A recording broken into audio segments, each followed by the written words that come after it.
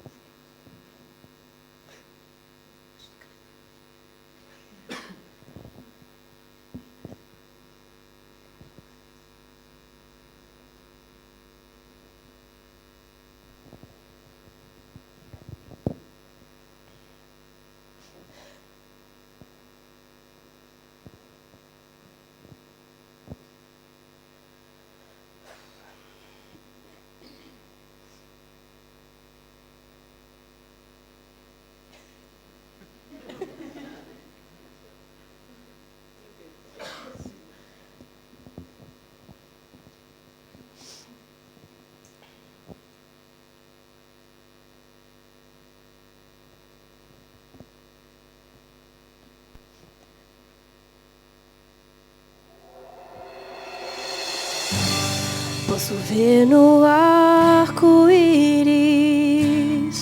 ou no vento a soprar, numa flor que desabrocha. Posso ver que existe um Deus a nos amar, num pequeno grão de areia ou na estrela lá no céu. Troca da mim. Embora seja um texto da manhã, por exemplo, e perguntamos para alguém: e aí, irmã, tudo certo? Meu esposo saiu da igreja para tentar com dentro da igreja e mergulha a pessoa, né? Em nome do meu filho. Está tão longe de Deus, mas para cada desculpa no dia do juízo, Deus vai ter alguém que passou pela mesma situação e permaneceu o quê? Fiel. Então, por alguns motivos, Deus permitiu que Jó passasse por aquela situação. Deus não foi o causador dos problemas. Então entendam, Deus não é culpado por problema algum. Nós somos culpados. Satanás é culpado, os anjos maus são culpados, e nós especialmente somos culpados pelas decisões erradas que tomamos. Spurgeon, entre várias frases extraordinárias, disse uma que de alguma forma marcou minha vida. Olha que frase de Spurgeon. Spurgeon disse: se eu saísse da terra e fosse para a lua, e ele disse isso muito tempo antes, né, do homem chegar à lua. Spurgeon disse: se eu deixasse o planeta Terra e fosse para a lua, deixando para trás Satanás e todas as suas hostes, deixando para trás um mundo de pecado, deixando para trás todos os pecadores, na lua, sozinho, eu teria que enfrentar o meu maior inimigo, o meu coração. Eu acho extraordinária essa frase. Sozinho, na lua, eu teria que enfrentar o meu maior inimigo, o meu coração. Deus nem é o culpado, queridos. Nós somos culpados pelas decisões erradas que tomamos. Mas, pastor, essa é uma frase bíblica. Sim, mas vamos entender a frase no contexto. Olha, o Senhor Jesus disse: se alguém quiser vir após mim, então o contexto é discipulado. Se alguém quiser ser meu discípulo, se alguém quiser vir após mim, negue-se a si mesmo. Essa é a frase central aqui. Negue-se a si mesmo. Tome a sua cruz e siga-me. Nesse contexto, queridos, tomar a cruz de Cristo não tem absolutamente nada a ver com esposo alcoólatra, com filho drogado, com câncer na família, com desemprego. Tomar a cruz de Cristo significa crucificar o eu, a ponto de afirmarmos: não nós vivemos, o Senhor Jesus vive em nosso lugar. Tanto é verdade que logo a seguir o Senhor disse: se alguém quiser salvar a sua vida, perdê-la. Mas se alguém perder a vida por causa de mim, o evangelho salva-la. Nós muitas vezes ouvimos sermões sobre esse texto, e a aplicação é para os mártires do passado, ou para aqueles que vão ser martirizados no futuro ainda, embora nós saibamos que por ocasião da perseguição no futuro não haverá mártires, né? Isso é um outro assunto, só uma janelinha aqui. Na perseguição não será derramado sangue inocente. Durante a perseguição, após o fechamento da porta da graça, alguém pode morrer, algum cristão salvo, pode morrer atropelado, pode morrer de infarto, pode morrer de velhice, mas ninguém vai morrer na perseguição. Essa frase não é minha, é de uma autora que vocês conhecem, Ellen White. Porque não vai adiantar morrer mais, porque o sangue no mártir não vai servir de semente para outros, não é? Mas muitas pessoas aplicam essa frase para os mártires do passado. Se alguém, por amor de mim, do evangelho, morrer, esse vai salvar a vida. Queridos, você pode até aplicar sim, mas não é a aplicação primária, não. Quando o Senhor Jesus disse, se alguém quiser salvar a sua vida, é muito mais do que a vida física. Você pode aplicar para a vida física também, mas não é a aplicação primária. A ideia é a seguinte, se alguém quiser chegar no céu, pelos seus próprios méritos, vai perder a vida. Se alguém morrer, se o eu for crucificado, esse vai receber a vida eterna. Então, tomar a cruz de Cristo significa crucificar o eu, a ponto de afirmarmos, não nós vivemos, mas o Senhor Jesus vive em nosso lugar. Vejam bem, queridos. Qual foi a maior tentação do Senhor Jesus? A Bíblia diz que o Senhor Jesus em tudo foi tentado, mas sem pecado. Qual foi a maior tentação do Senhor Jesus? A maior tentação do Senhor Jesus foi usar o seu próprio poder como Deus e naturalmente fugir da cruz. Eu creio, queridos, na Santíssima Trindade. Deus Pai, Deus Filho, Deus Espírito Santo. Eu creio que o Senhor Jesus é Deus. Eu penso que a maioria, se não todos nós aqui também. Sim ou não? Porque no Brasil hoje há uma moda, sabe, queridos? Tem alguns grupos ali, os perfeccionistas, tem os antitrinitarianos, tem outro grupo do regime do Éden, que a gente só pode comer exatamente o que Adão e Eva comiam. É um vegetarianismo meio extremista e tal. O tempo não permite. Eu vou abrir só uma janelinha, vai. Só uma janelinha. Eu tenho medo de não fechar mais a janela. Eu tenho conta no Bradesco. Eu não sei qual é a maior instituição bancária aqui na Austrália. Alguém aqui, algum brasileiro aqui, mantém conta no Bradesco no Brasil? Não tem alguém com conta no Bradesco? Temos aqui, irmão. Qual é o seu nome? Márcio. O Márcio tem conta no Bradesco lá no Brasil. Em que estado? São Paulo. Tá. Ele tem conta no Bradesco em São Paulo. Eu também tenho. Vamos imaginar que eu deva 500 mil reais para a instituição Bradesco. Não devo nem um centavo, nem para o Bradesco, nem para ninguém. Elas nunca devi na minha vida. Devo carinho, amor, respeito, mas dinheiro nunca... Tem gente que me deve e não paga, mas é outra história. Mas nunca devi nada a ninguém.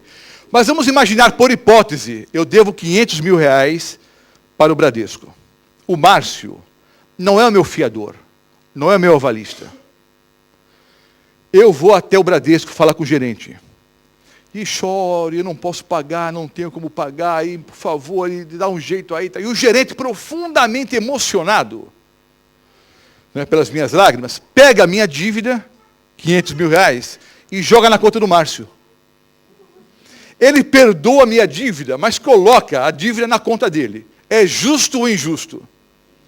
Ele não é meu fiador, não é meu avalista. É totalmente injusto. Um exemplo simples. Queridos, um anjo poderia morrer em meu lugar? Para minha salvação?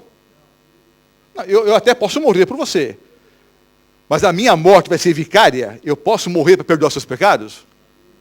Eu posso morrer pela minha esposa. E o faria se fosse preciso. Pelos meus filhos. Mas essa morte seria vicária? Substituta? Eu poderia, pela minha morte, salvar minha esposa? Um anjo poderia fazer isso? Outro ser humano poderia? Então vejam bem, queridos. Se o Senhor Jesus não é Deus, o plano da salvação é uma fraude. Deus pegou a minha dívida e colocou nas costas de uma outra criatura. Se Jesus é criatura e não criador, o plano da salvação é uma fraude. Ficou claro? Deus pega a minha dívida e põe nas costas de uma outra criatura. O plano da salvação só tem lógica se o Senhor Jesus for Deus, coeterno com o Pai. Se a instituição Bradesco quer perdoar a minha dívida, ela simplesmente perdoa e assume o quê? Assume o prejuízo. Foi o que o Senhor Jesus fez na cruz do Calvário. Ele morreu e assumiu o quê? Assumiu a dívida. Um outro exemplo. Eu fui numa cidade lá no interior de São Paulo, que tinha um grupo de antitrinitarianos. E eu não gosto de debate, mesmo porque uma grande parte desses grupos, eu não queria dizer isso agora, eu posso ofender alguém, mas também eu vou embora daqui uma semana, depois vocês briguem com o pastor que convidou. Tem um negócio que eu chamo de teologia do louco. Sabe o que é teologia do louco? Vou explicar. É uma janela dentro da outra janela. Daqui a pouco eu volto para o sermão, que ficou lá atrás. Bom, olha só. Diz que um louco entrou numa loja de armas e comprou um jogo de arco e flechas. Não aqueles com ventosa, com borrachinha. Um arco e flecha de verdade, né? E saiu pela cidade. Quando a população soube que o dono da loja havia vendido uma arma, não é, para uma pessoa deficiente mental, eles ficaram furiosos. Foram lá, brigaram com o dono da loja e saíram procurando o louco. Cadê o louco? Ele vai matar alguém, vai ferir alguém. Procura, não acha. Aí entraram num bosque, procurando o louco. Aí chegaram no bosque, olharam assim, várias árvores. Em cada árvore um alvo.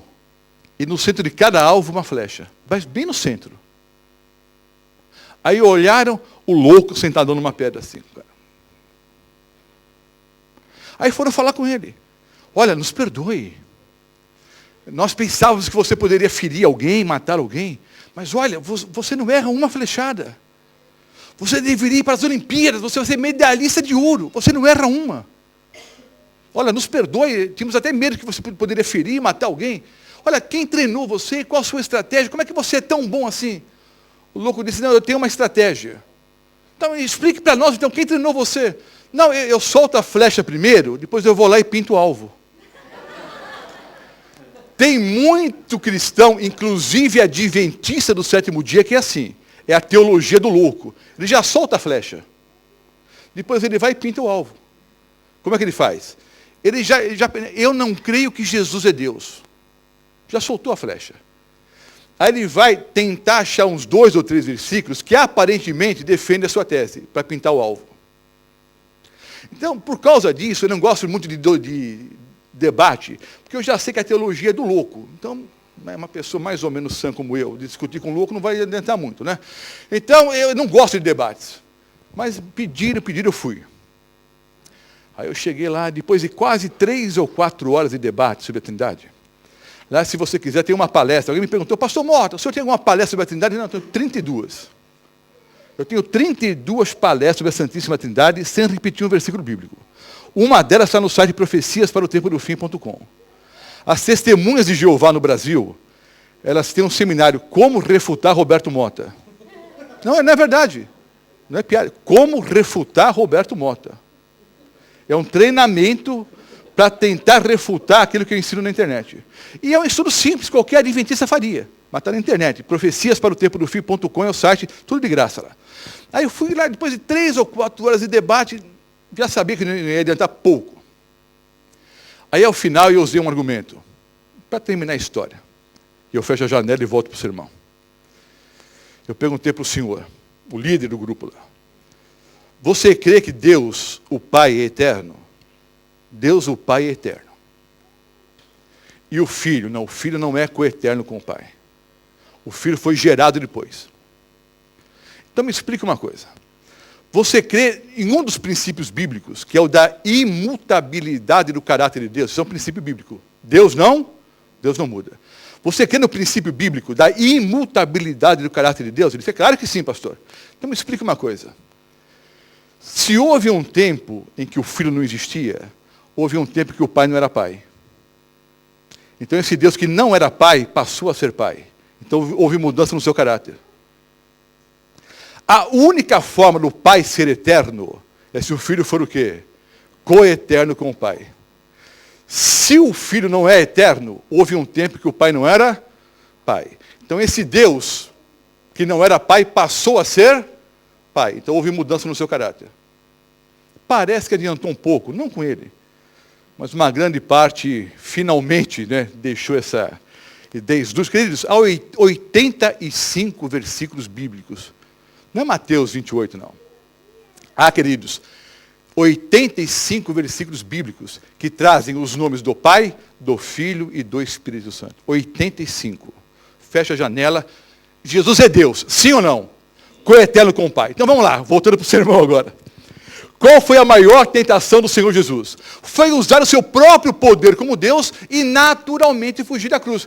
Poderia dar vários exemplos bíblicos, vou dar apenas 3, que o tempo avançou demais, com a minha janelona aqui. Um dia Satanás mostrou todos os reinos desse mundo para o Senhor Jesus e disse o quê? Tudo isso te darei se prostrar e me adorares. Em outras palavras, Senhor Jesus, para que morrer na cruz? Para que sacrifício? Quer resgatar o planeta? Eu te devolvo tudo isso de graça, sem sacrifício algum. Segundo exemplo. Um dia o Senhor Jesus, explicando a sua missão, disse que deveria ir a Jerusalém, ia ser traído, ia ser crucificado. Começou a explicar o final da sua missão. Pedro, chamando o Senhor Jesus de lado, disse o que mesmo? Mestre, de modo algum isso vai te acontecer.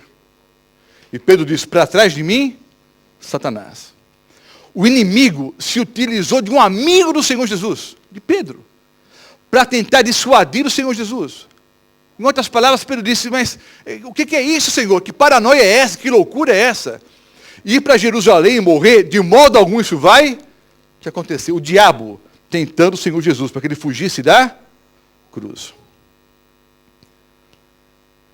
Aliás, um outro momento de tentação, esse é teologicamente um pouco mais complicado de explicar. No horto, quando o Senhor Jesus orou, Pai, afasta de mim esse cálice, não era não morrer na cruz.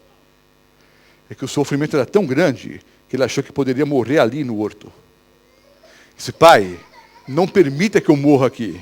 Eu preciso colocar um ponto final na missão. Seja feita a tua vontade, mas por favor, Senhor, afasta de mim o cálice, não era morrer na cruz. Isso é uma outra história, teologicamente um pouco mais complicada, mas acho que já pegaram a ideia aqui. Bom, último exemplo. Quando o Senhor Jesus já estava pendurado no madeiro, já estava crucificado, o que Satanás por trás da multidão dizia? Se tu és o Cristo, se tu és o Filho de Deus, desça da cruz. Salvou aos outros, salve-se a si mesmo. Desça da cruz e nós creremos. Queridos, o Senhor Jesus tinha poder para descer da cruz ou não? É claro que sim. Mas ele escolheu ser fiel, fiel até a morte e morte de cruz. O diabo lutou com todas as forças para tentar que o Senhor Jesus usasse o seu poder humano, o seu poder divino. Porque ele teria como acusar o pai, está vendo? Nem o seu filho conseguiu. O seu filho foi obrigado a usar o poder divino. Como homem, jamais conseguiria vencer. Então, o Senhor Jesus foi fiel, fiel até a morte, morte de cruz. Agora eu pergunto, qual é a maior tentação do Roberto Mota? Como é que eu vou saber, pastor? Não tenho a mínima ideia.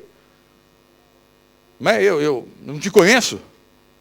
Queridos, nós temos tendências carnais diferentes. O que é tentação para você pode não ser para mim e vice-versa. Talvez o que tente a minha vida não tente a sua. Há pecados que eu jamais cometeria na minha vida. E Deus nos dá poder para sermos vitoriosos, e o diabo sabe quais são os nossos pontos fracos. Então veja, queridos, cada um de nós temos tendências carnais diferentes, mas nesse contexto, todos nós temos exatamente a maior tentação, é a mesma. A nossa maior tentação é exatamente a mesma tentação do Senhor Jesus, com parâmetros completamente diferentes, porque o Senhor Jesus é criador, eu sou criatura. Com parâmetros diferentes, a tentação é basicamente a mesma.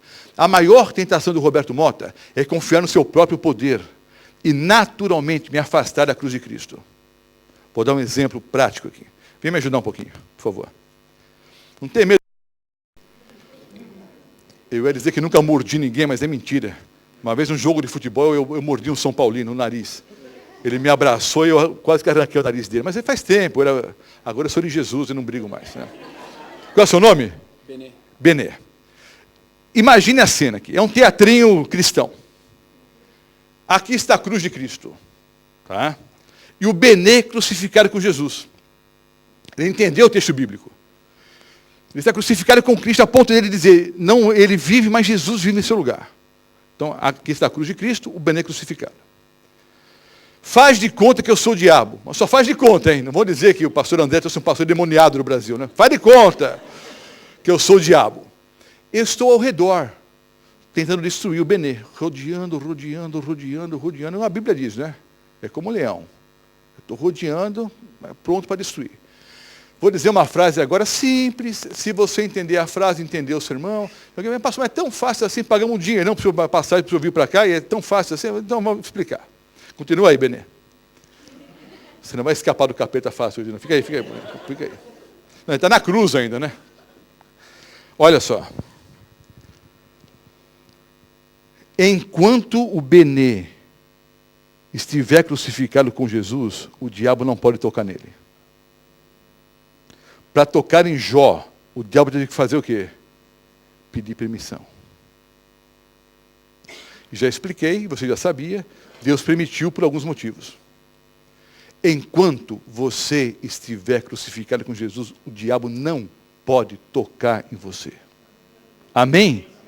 Mas vamos imaginar, é apenas um exemplo, ele está me ajudando aqui. Vamos imaginar, por alguma razão, ele levantou um dia um pouco chateado, brigou com alguém, aconteceu alguma coisa, é só uma ilustração, ele está me ajudando aqui. Ele se afasta só um pouquinho da cruz. Quando ele se afasta só um pouquinho da cruz, o diabo que está sempre alerta, sempre esperto, vem e abraça. Bené, olha, você é um rapaz maravilhoso, você é um fiel cristão, você se esforça para ser uma pessoa boa. Olha, se todo mundo fosse como você, sabe, o mundo seria um lugar muito melhor. Olha, parabéns, Bené, você é bom. Espera um pouquinho aqui. O que o diabo está fazendo? Afastando o Bené da cruz. Com que discurso? Como você é bom. Continua assim, você é maravilhoso.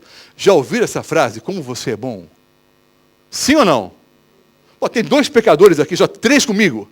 Vocês nunca ouviram essa voz? Como você é bom. Eu ouço todo o tempo. Como você é bom. Eu não sei como é que é o transporte. Sei um pouquinho que eu já andei com o pastor, né?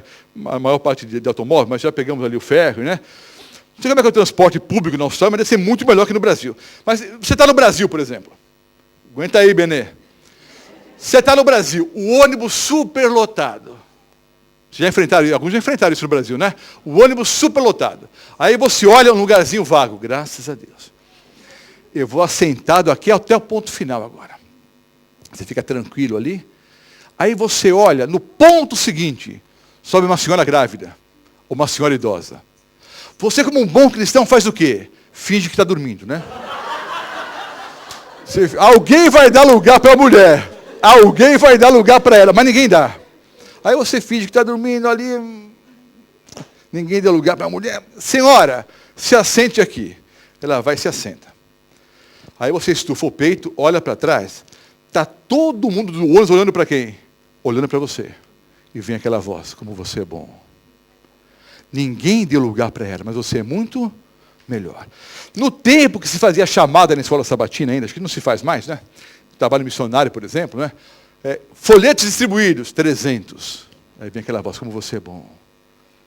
Quantas horas de assistência social? 10 horas. Como você é bom.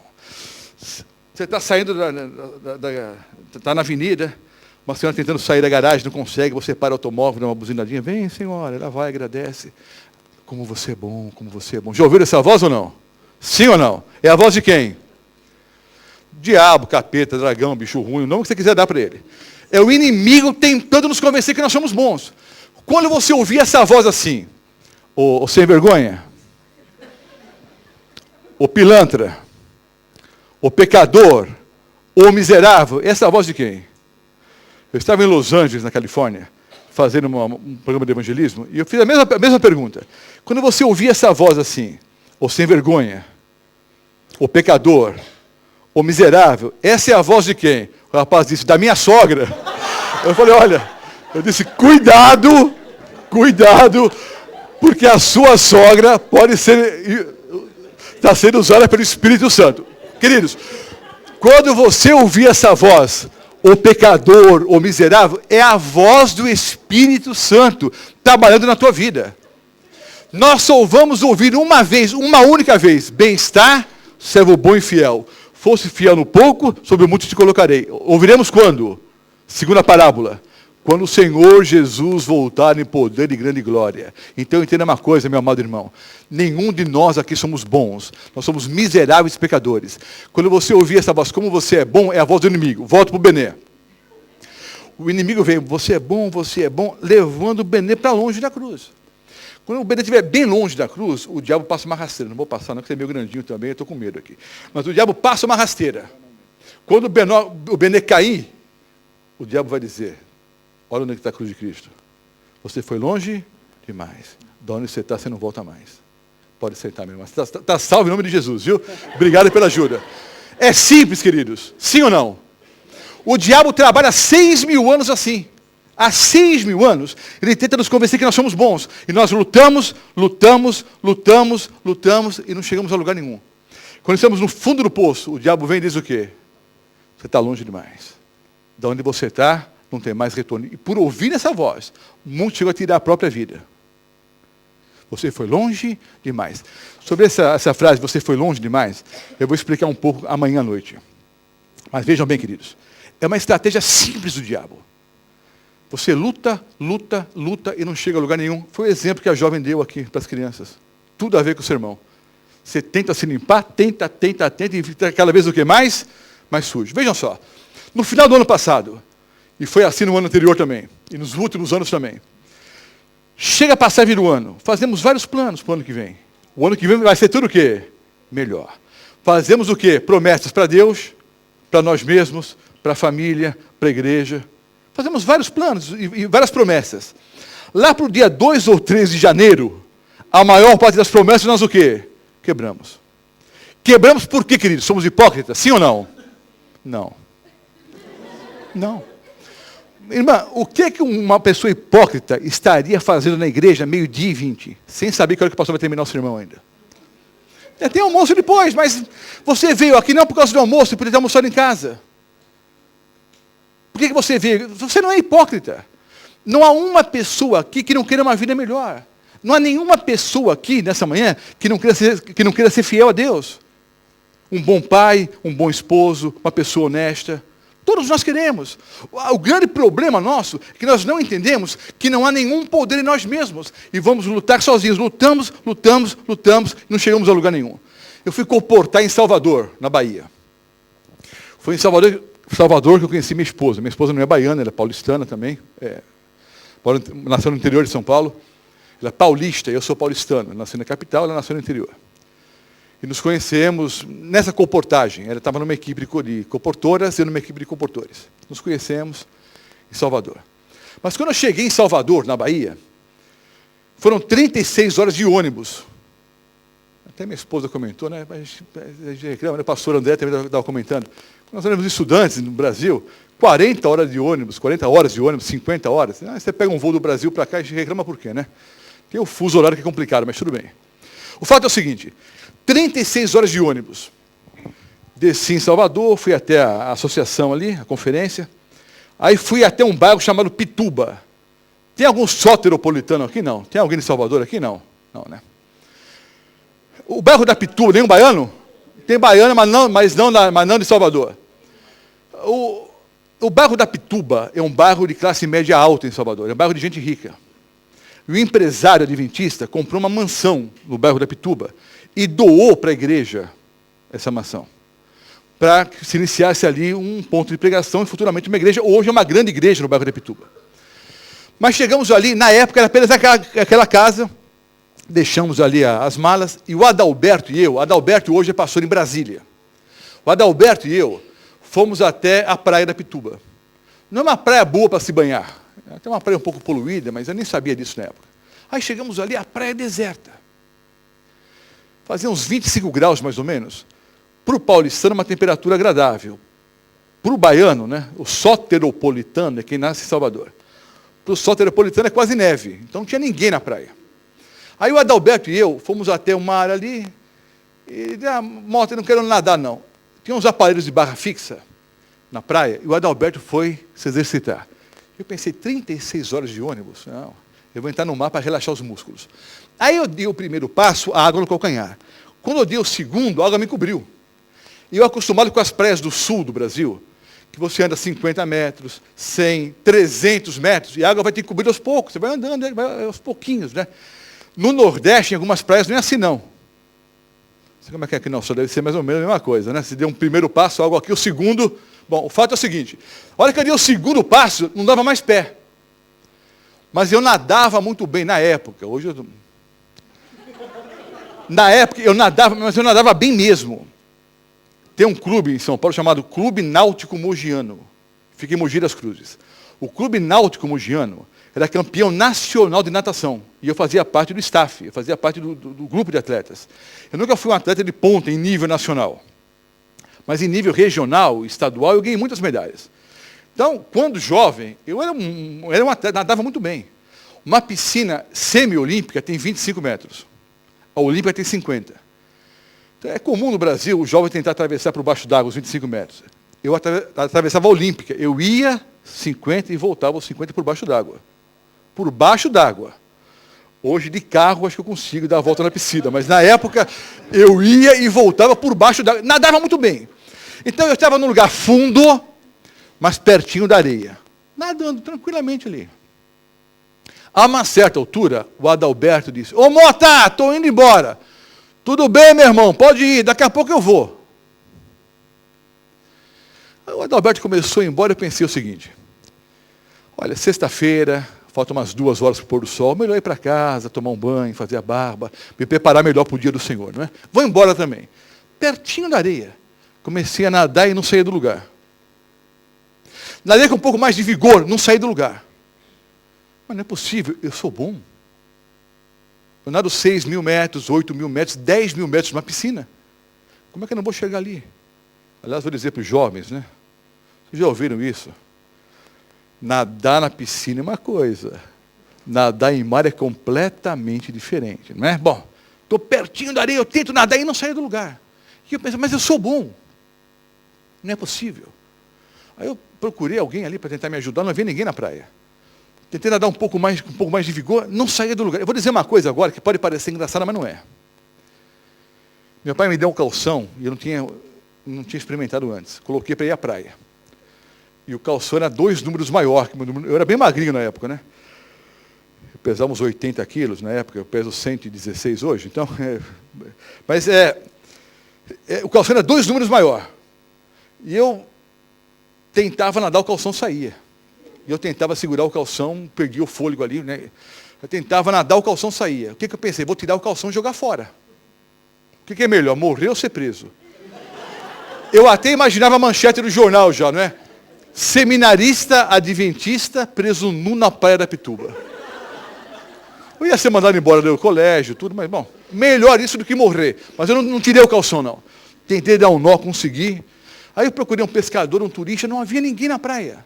Só o Adalberto bem longe. Aí eu gritei, Adalberto! Ele não ouvia. Adalberto! Ele não ouvia. Adalberto! Ele ouviu. Aí ele se virou, socorro, socorro! Ele, tchau, tchau. Não, eu disse, socorro, não entendi, tchau. Vê se não demora. E foi embora. Parece que foram horas, mas foram minutos ali. Eu pensei, vou morrer. Aí comecei a lembrar da minha vida. Aí eu só lembrei de pecado, né? Só, não sei porquê. Aí eu lembrei de um pecado. Eu disse, Senhor Deus, esse pecado, eu já pedi perdão, mas eu não sei se naquele dia eu fui sincero, hoje eu estou sendo. E agora eu lembrei de um segundo pecado, o terceiro pecado, o quarto pecado. Mas, queridos, tinha tanto pecado, eu tinha que ficar uns 4 meses boiando lá. Não ia dar tempo. Não ia dar tempo. Aí eu realmente comecei a perder o fôlego, e pior do que perder o fôlego, eu comecei a entrar em pânico. Que é a pior reação numa situação como essa, né? Comecei realmente a me afogar. Aí eu fiz a mesma oração que Pedro fez, numa situação similar a essa. Senhor, a oração mais curta da Bíblia, Senhor, salva-me. Veio uma onda, mas mais parecia uma mão assim. Veio uma onda, não me levou até a praia. A onda me atirou na areia. Eu caí, vomitei muito, sei que é nojento perto do almoço agora ainda, mas eu tinha engolido muita água, eu vomitei, recuperei o fôlego, agradeci a Deus. Eu creio que foi um milagre. Mas para o sermão, o mais importante não é o milagre. É importante que eu estou vivo contando.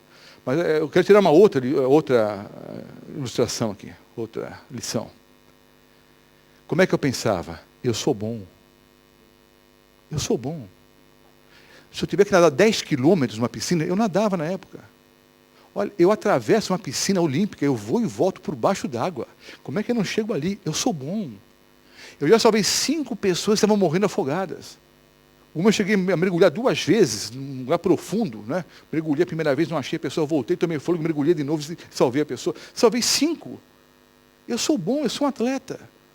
Quando eu vi que não dava, eu procurei um pescador, um turista, não havia ninguém. Chamei o Adalberto, ele foi embora, porque entendeu errado o meu pedido de socorro. Quando eu vi que não dava, eu lembrei de quem? Lembrei de Jesus. Lembrei de Deus. Foi a última pessoa que eu procurei. Devia ter sido quem? João capítulo 15. Sem mim, nada podereis, nada, nem nadar, né? Sem mim, nada podereis fazer.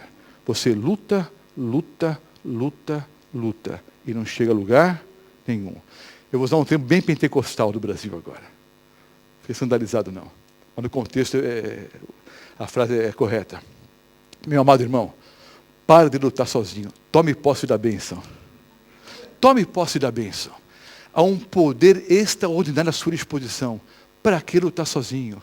Permita que o Senhor Jesus lute as suas batalhas. Você vai ser vitorioso aqui nesse mundo. Mais do que isso, vai receber a vida eterna. Já devia ter terminado. Posso contar um testemunho de 3 minutinhos para encerrar? Posso? O pastor mandou terminar 12:15. Eu fui batizado por um pastor chamado Edgar Pereira. Um uruguaio. Que infelizmente tomou decisões erradas e seguiu um outro caminho. Mas ao seu tempo ele foi um homem muito importante na minha vida. E de muitas outras pessoas. O pastor Edgar Pereira tem 4 filhos. Os 2 mais velhos sofreram paralisia infantil. Há 2 versões do Brasil para essa história. Uma versão é que o pastor foi missionário no Amazonas e não havia, na época, recursos.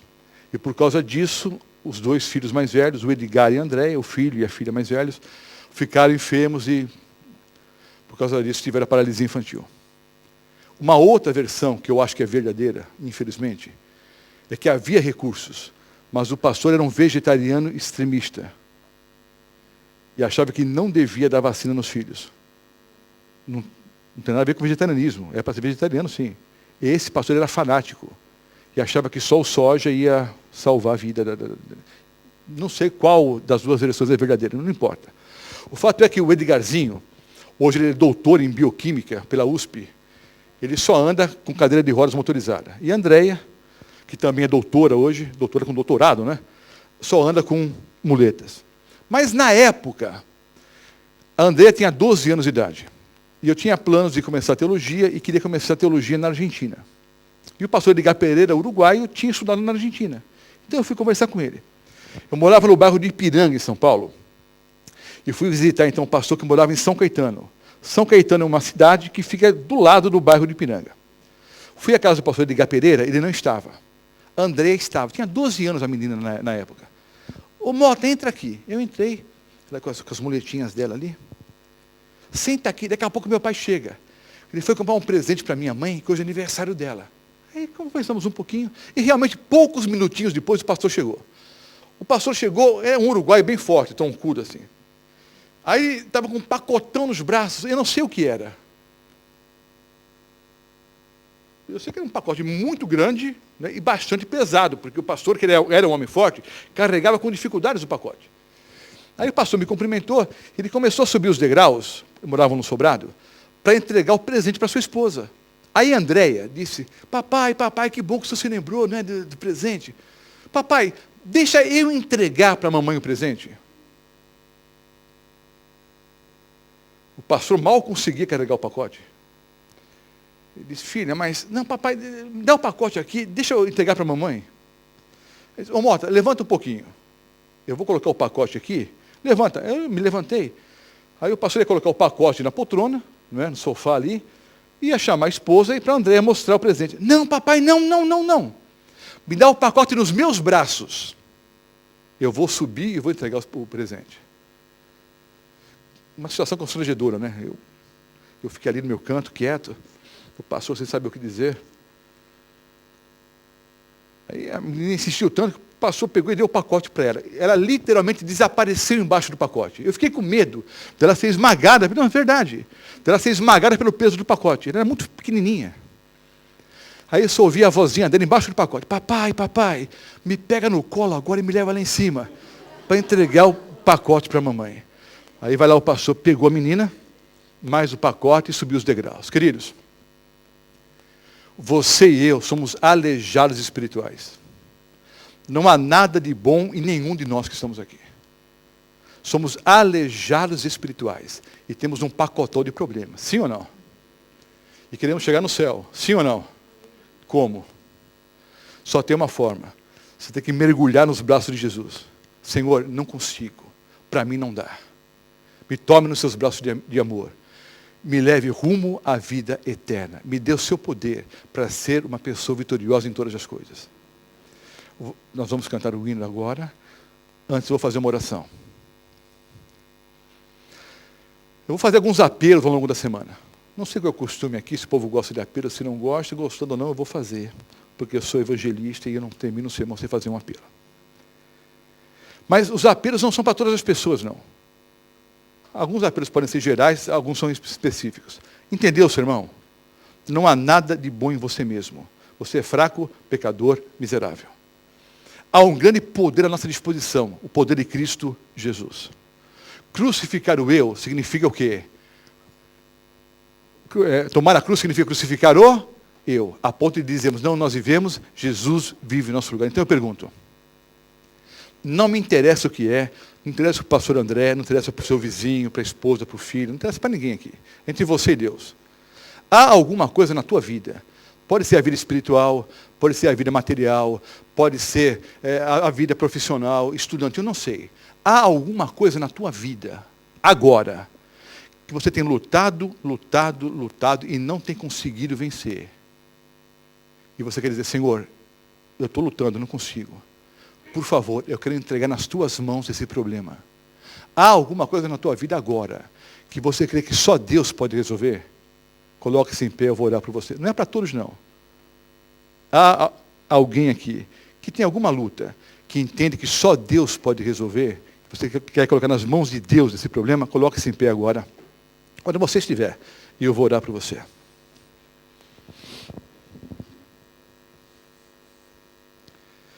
Amado Pai Celestial, entendemos mais uma vez que o tomar a cruz de Cristo significa renunciar o eu. Permitir que o eu seja crucificado. E é o que queremos fazer nesse momento, Senhor. Queremos afirmar como igreja, não nós vivemos, o Senhor Jesus vive em nosso lugar. Tu sabes, Senhor, as lutas que temos enfrentado. Tu sabes, Senhor, os problemas que temos enfrentado. Tu sabes as lutas que há em nossa mente e nosso coração. Tu sabes, Senhor, que muitas vezes temos lutado e não chegado a lugar nenhum. Obrigado, Senhor, porque pela fé nós podemos entender que a porta da graça permanece aberta para cada um de nós nesse momento. Nós queremos, Senhor, colocar esse problema nas tuas mãos. Tu sabes quais são os problemas que cada um de nós enfrentamos. Queremos colocar nas tuas mãos, Senhor, e queremos implorar, resolva esses problemas, Senhor, de acordo com a tua vontade. Queremos mergulhar nos seus braços de amor nesse momento. Tu sabes, somos fracos, pecadores, miseráveis. Nós somos aleijados espirituais. Mas tu sabes também, Senhor, nós somos pessoas sinceras. Por isso viemos aqui nesse momento. Por isso estamos em pé nesse momento. Sabendo que o Senhor é um Pai amoroso. Tão amoroso, que chegou ao ponto de enviar o seu único filho para morrer em nosso lugar na cruz do Calvário. E é confiando única e exclusivamente nos méritos do Senhor Jesus, que nós imploramos, Senhor, perdoa os nossos pecados e dá-nos o poder para sermos vitoriosos em todas as coisas, tanto na vida espiritual, material, sentimental, estudantil. Senhor, queremos sim uma vida melhor hoje, mas acima de tudo, a vida eterna. Toma-nos, Senhor, em teus braços de amor. Não nos soltes nunca. Sem ti nós nada somos. Sem ti nós não podemos viver. Oramos em nome do Senhor Jesus. Amém, Senhor, amém.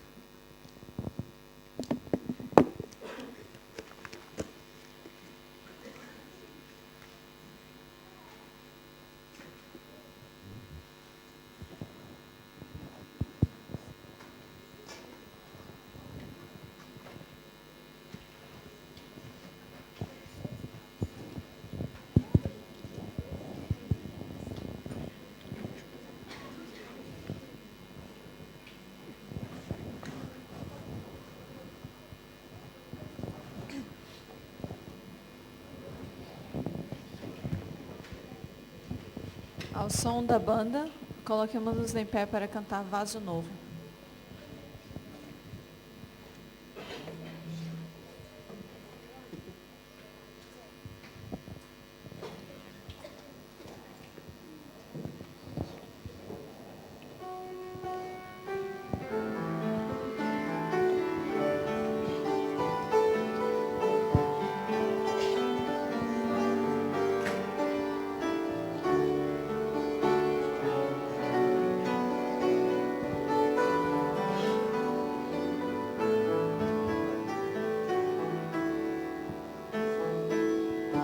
Eu quero ser, Senhor amado, como um vaso nas mãos do oleiro. Quebra minha vida e faz-a de novo. Eu quero ser,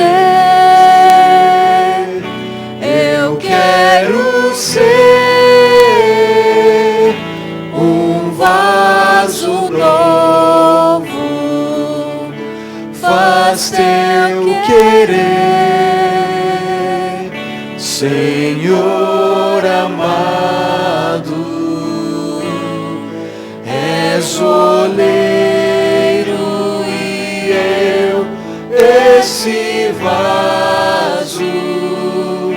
Quebra minha vida e faz-a de novo. Eu quero ser um vaso novo. Todos estão convidados a permanecerem para o almoço, culto jovem à tarde. E para aqueles que não puderem ficar por alguma razão, nos encontramos de qualquer forma amanhã à noite às 7h30, tá bom? Feche seus olhos, que a graça do Senhor Jesus Cristo, a comunhão com o Espírito Santo, o amor de Deus o Pai permaneça com todos nós desde agora e para sempre. Amém, Senhor. Amém.